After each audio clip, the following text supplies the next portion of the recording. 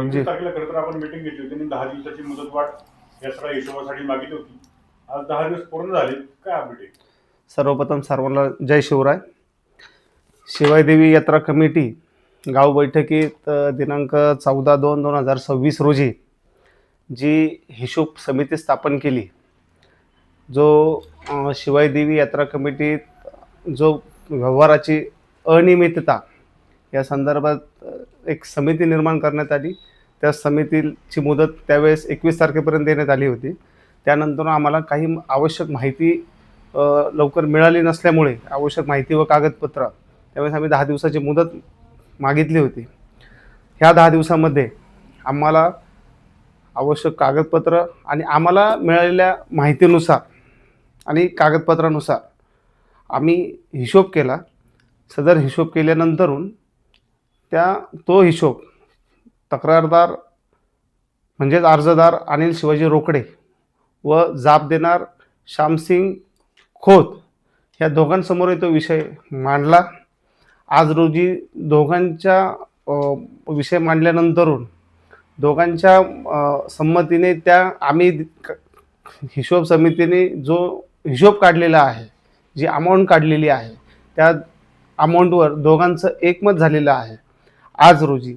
तर आज रोजी जे एकमत झालेलं आहे तर ते आम्हाला एका दस्तात बांधणे गरजेचं असं वाटलेलं आहे. त्यासाठी तो दस्त निर्माण करण्यासाठी किंवा त्या दस्त तयार करण्यासाठी आम्ही 2 ते 3 दिवसामध्ये तो दस्त तयार करणार आहोत. आणि येत्या सोमवारी म्हणजे 9 मार्च 2026 रोजी सायंकाळी 4:30 वाजता धान्य बाजार पेठ येथे गावच्या सर्वांना आव्हान आम्ही करतो की हिशोब कमिटीच्या वतीने की आम्ही तिथे हिशोब सादर करणार आहोत. त्यावेळेस आपण सर्वांनी उपस्थित राहावे ही आपणा सर्वांना नम्रतेची विनंती. काय म्हणजे तफावत बघितली जुळते का आणि काय म्हणजे आकडा तुम्ही सांगत नाहीये कुठून आलं हे सगळं?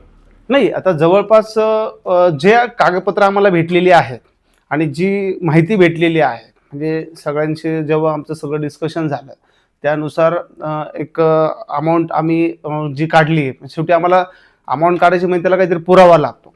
त्या पुराव्यानुसार आम्ही ती अमाऊंट काढलेली आहे. त्या अमाऊंट जी काढलेली आहे त्यानुसार ती दोन्ही पार्टीजला मान्य झालेली आहे.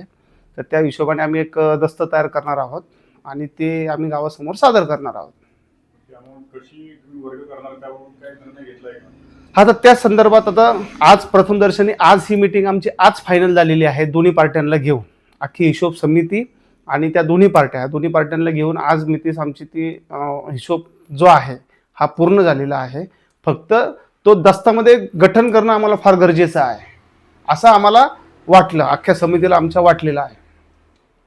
त्यामुळे आम्ही 1-2 दिवसात विषय तो संपूर्ण करून येत्या 9 तारखेला आम्ही त्या दस्तासह आम्ही गावासमोर आमचा हिशोब देऊया. पडवळ साहेब, मागील काळात आकडमल साहेबांवर पण 60,000चा आरोप झाला होता. आत्ताच्या हिशोबात त्यांचा काही विषय राहणार का?